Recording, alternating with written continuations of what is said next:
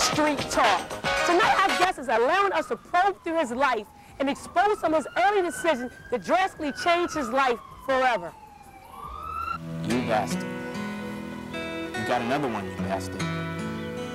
You may have got him, but you can't take him. I vow here and now that I will do everything in my power to save him. He is weak, but I will make him strong with God's help.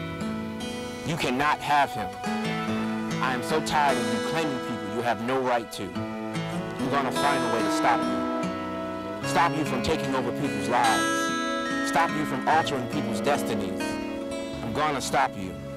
All I need is time. And God willing, I'll have all the time I need. You better get ready for me. I'm coming for you. I promise.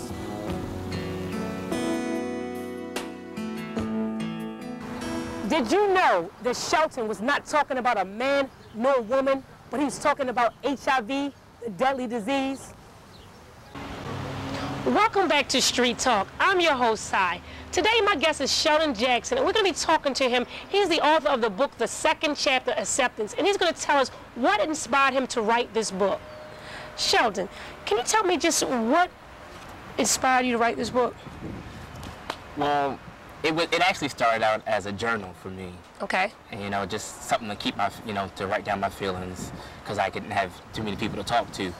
And the more and more I wrote, the more and more I realized that this could actually help somebody else. Okay. So give us a little bit about, I mean, what's the book about? It's a book of poetry, prose narrative, about my coming to terms with my HIV status and coming to terms with the loss of my first partner of 6 years. Okay. So, first of all, how old are you? I'm 27. So what age were you when you first, discovered that you had HIV? I tested positive in 98. In 98? Yeah, I was about 2 years out of high school. 2 years out of high school? Yeah. Wow. So how did you first contract it? I met my first partner actually about 3 months out of high school. Actually about a month. Okay. In June, like I said, in August, we had moved in together. We were, doing the whole, we love each other thing. So that was going really well. And two years into the relationship, he tested positive for HIV after contracting pneumonia. So he came home and told me, and 3 months later, I tested positive.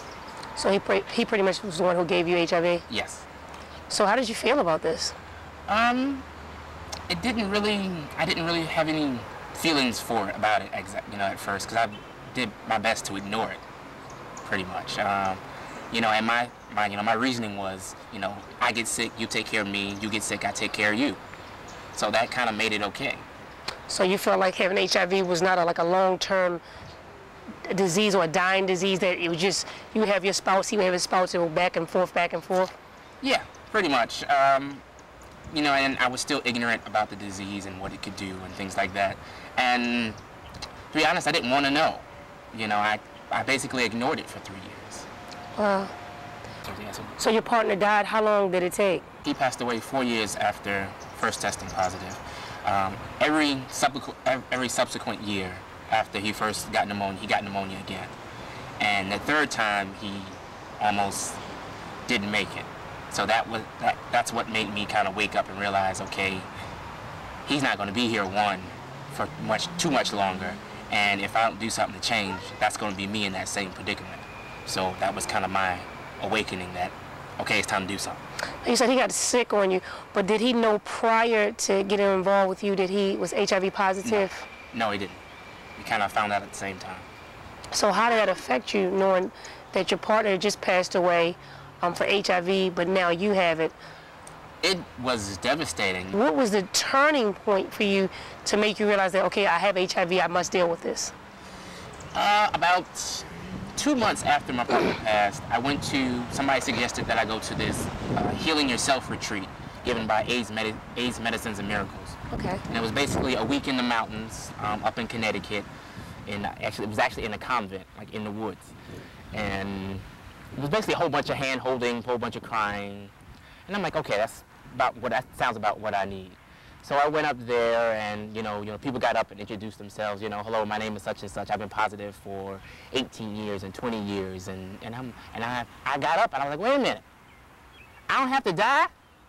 And they were like, you know, there was this resounding no, and that's what started. And he was like, oh, okay, all right, wait a minute, I got a future. I got a whole future that I had planned out that I had given up on. So maybe, you know, maybe it's not too late. Maybe I can still do something about it. So you said you met your partner a couple months out after high school or something? Yes, I met him the first time actually the second time I ever went to the Village in New York City. So is that when you first discovered that you were gay, or I mean? No, I always knew I was gay. I just stopped fighting it about a month before my senior prom. So did you have girlfriends prior to? Yeah, I had girlfriends. I had a couple of them. Didn't really, you know, it was just a school thing. I, you know, didn't go any further than that. But because I always knew, so it was just kind of, you know, trying to put up the front, like I was talking, or you know, because I was in school. In high school, I was the cute, you know, I was the cute, cool nerd. Okay. So I was, you know, I was fine with that. Okay, so after you went through this convent, and you said you discovered that your life was not over, because even though your partner died after 4 years of knowing it, but you realized that these people were living with years and years of having HIV, that you had a chance. So then what happened after that? Then I set out to rediscover my future. You know, I said you know, first of all, I have to finish school. Right. I need a degree to do anything I want to do. And I was working at an HIV prevention agency in Newark, New Jersey, called the African American Office of Gay Concerns. And, you know, I talked to my boss, and I was like, you know, I want to do more with the organization. So, you know, while I was in school for, you know, getting my accounting degree, I started doing the accounting for the organization. And then I started, you know, I said, we need a website. So I designed a website. You know, I got a staff. You know, I started doing just a lot more stuff to help out the organization and help out the community in Newark. Right. You know, and realize that it doesn't have to happen to them too. Okay. You know, and the whole time I was writing the book. You know, because, you know, like I said, I didn't tell my friends until about year 4